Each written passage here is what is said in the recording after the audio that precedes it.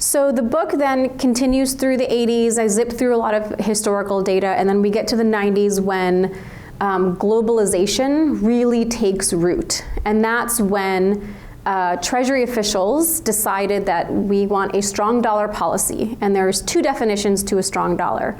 One is just the sheer foreign exchange rate, so how many euros that $1 can buy, or how many goods in China or Vietnam a dollar can buy. We want a strong foreign exchange rate because globalization was created around the idea that the American consumer base is the largest. American consumers, the American economy drives global growth. It has for decades. So let's amp that up. And if we have a strong dollar, that means we can purchase more from overseas.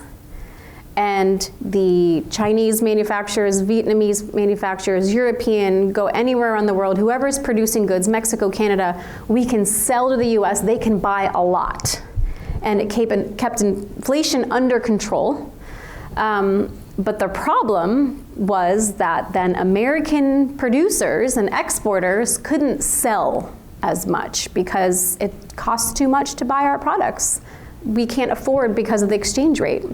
So that's one bucket of strong dollar, and we're gonna come back to manufacturing in a minute. The other definition is just how dominant the dollar is.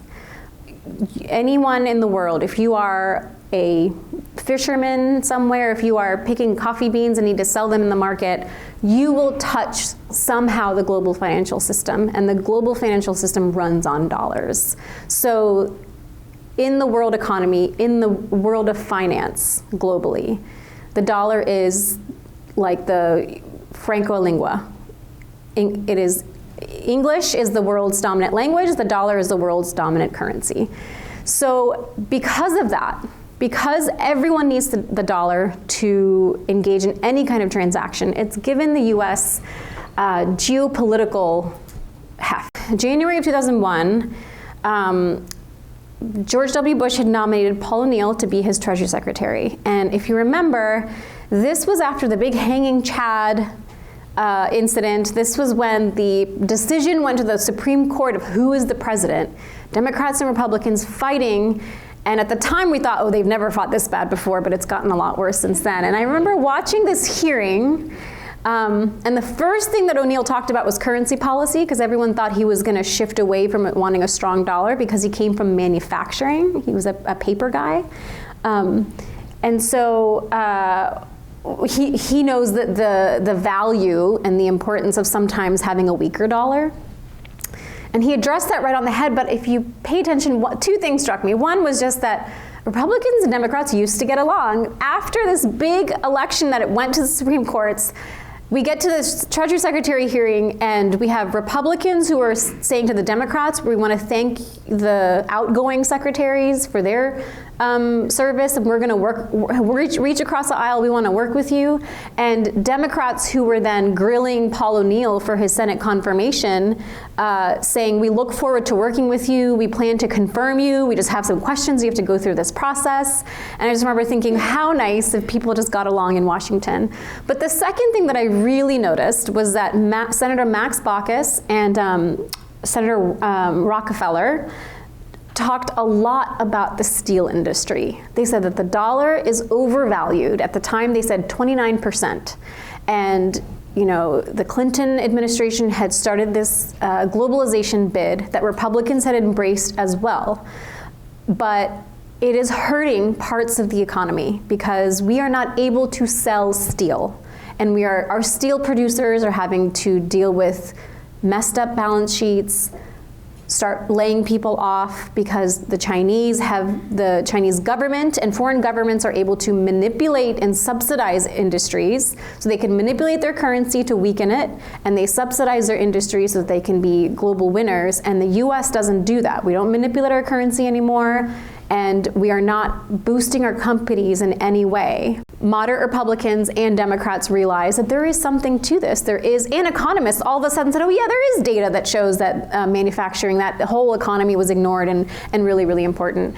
And so that comes back to the dollar, because if we had not preferred a strong dollar and not allowed other trade partners to manipulate their currencies cheaper, and knowing that it's happening, knowing that publicly we condone it, you're not supposed to manipulate your currencies, leave government out of markets and business, knowing this, turning the other cheek, it's a problem. It actually hurt an entire generation in a sector in America, and now we're seeing some of the reactions to a lot of that. And it turns out that the U.S., Americans are willing to take on a little bit of short-term pain for a long-term gain. So when the tariffs came down in the first term for Trump, and then continued during Biden's term, farmers were polled, and I remember they said, we don't mind that costs go up for a little while, because we know that consumers and businesses change their behavior around shifts in the economy, and long term, this is better for our economic growth and our growth potential. If you also look at just how we weaponized the dollar to protect international agreements. So Russia invades Ukraine in February of 2022, and the US led half of the world in imposing the largest economic sanctions package on earth on Russia, which at the time was the world's 11th largest economy. It was a G20, it's still a G20 member. And so you treat those types of allies, maybe there's some adversarial posture for a while, but they are still trade partners. They are deeply integrated in the global community because we rely on their oil.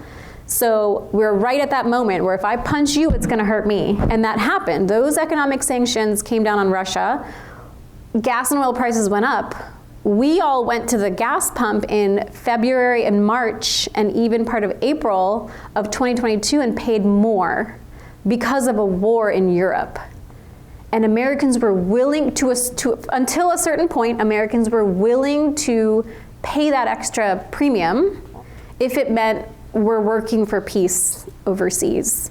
To a certain extent. After a while, the American mood kind of shifted. So the big debate that's going on in financial world is the dollar still going to be the world's reserve asset? And if that is not the case, that means all of our mortgage costs are gonna go up because it's no longer a safe haven asset. Interest costs will go up. That means we can't have as much innovation in the country because there won't be so much government financed R&D that the private sector can then advance even further. Every business will see the effects of that. And we can also not protect ourselves in the same way because we can't weaponize this asset anymore because it's not this big bazooka that it had been for a long time. And so there's a China-led effort to actually undermine the dollar as the world's reserve asset, because when it is this big, beautiful king dollar crown, there is jealousy. People want that status for themselves, or they just don't want the U.S. to have it because they see the U.S. as using it to bully or using it as a cudgel.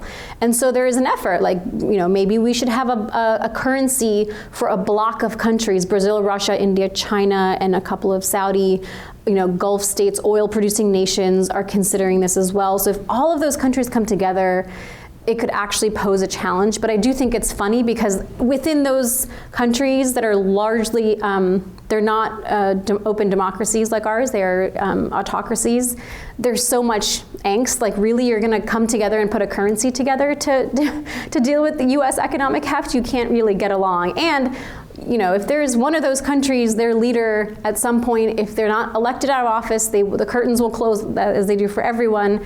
They're going to be focused on their internal battle, not dealing with the dollar and another currency.